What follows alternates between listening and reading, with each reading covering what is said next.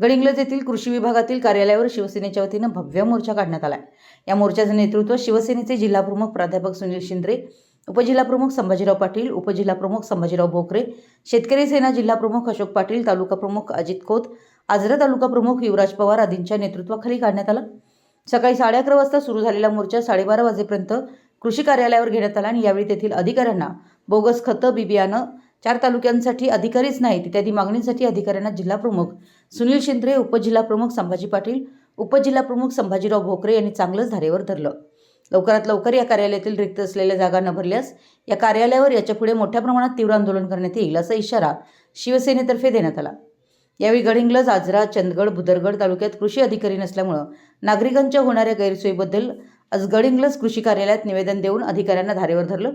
यावेळी कक्ष जिल्हा संघटक दिनेश कुंभीरकर, शेतकरी सेना उपजिल्हा संघटक सुमित धाकोजी, शहर प्रमुख प्रकाश रावळ, दगडू कांबळे, महेश पाटील, विलास येमाटे, संजय पाटील, वसंत नाईक, समीर देसाई, अमृत पाटणकर, दिगंबर पाटील, चंदू सांगले, चंद्रकांत पाटील, किरण पाटील, मनीष हावळ, महेश भोसले, शैलेश शिंगवले, संभाजी येडुरकर, मदन शिंदे, विष्णू रेडेकर, रमेश जावळे, विशाल चव्हाण, हरी पाटील, चंद्रकांत दावणे, समर पाटील, किरण दळवी, दिनेश कांबळे, विकास खोत, महेंद्र पवार इत्यादी पदाधिकारी, शिवसैनिक व शेतकरी वर्ग मोठ्या संख्येनं उपस्थित होता.